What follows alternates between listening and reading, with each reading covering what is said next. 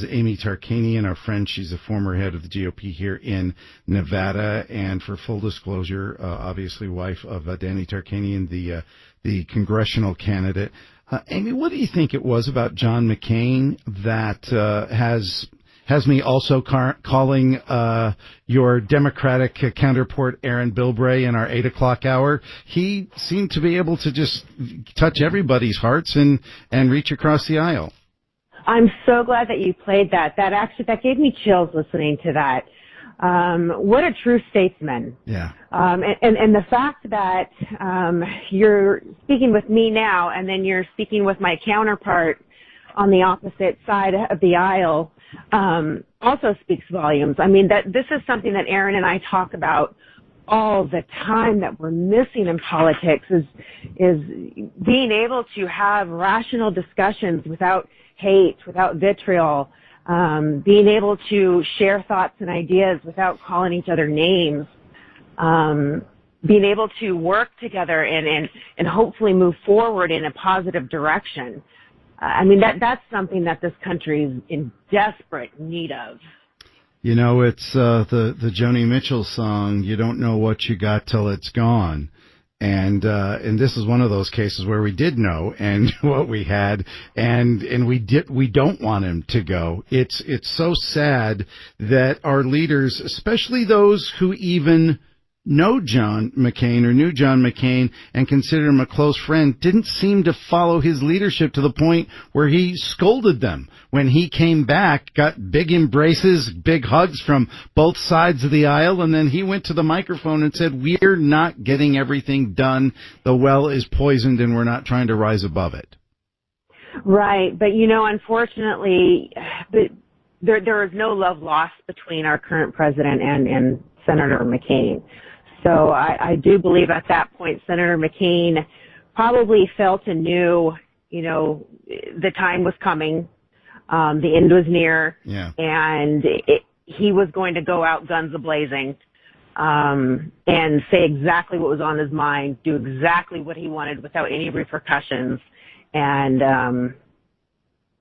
do so despite the Republican Party maybe being angry with him. Not the first time he's done that, though. I mean, he was, no. If he felt that there was a cause and it was going to tick off his fellow Republicans, he didn't care. He put country first and not party. Well, he definitely put, you know, for his own point of view, he put country first. Mm-hmm. Yes, that's for sure. Or his ideals first. You know, there are many Republicans who really weren't happy with him at moments. But, you know, it's interesting to watch the media. You know, my very first national convention was actually for Senator McCain for his presidential run. Mm-hmm. And my husband was a delegate. And so we were there, and it was electrifying, but at the same time, the media was just relentless in ridiculing him and all over him and saying how terrible he was. And now ever since, you know, he's had his public arguments with President Trump, the media seems to love him. So I think it's beyond. Really I think it's beyond that because I covered the guy for decades, and you're reasonable, Michael. Well, I'll tell you what, you get what you give, and I think that you know, there was a I don't want to say a love-hate relationship because John McCain would be very, very cantankerous. And I guess when he loved you, he called you the little jerk. Literally, that was, Dana Bash said that on CNN this morning. She goes, "Oh no, he didn't hate me. He actually, that was a love tap." But you have a guy that, you know, I think everybody, when, you know, warts and all, they get bad coverage.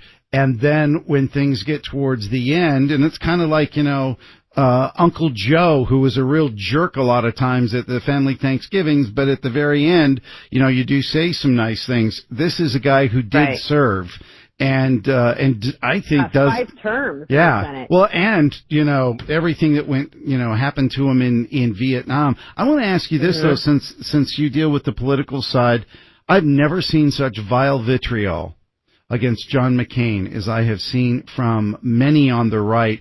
And I'm talking about the social media.